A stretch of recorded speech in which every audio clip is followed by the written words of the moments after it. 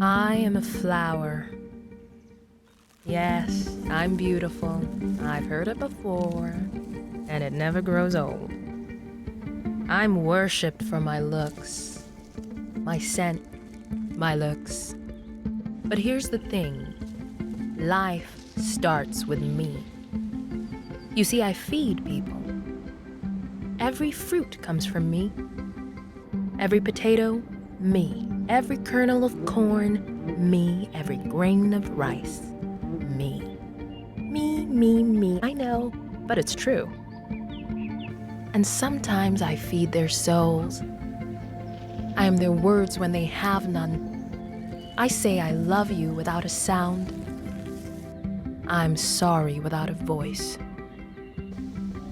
I inspire the greatest of them. Painters, poets, pattern makers, I've been amused to them all. But in my experience, people underestimate the power of a pretty little flower. Because their life does start with me, and it could end without me.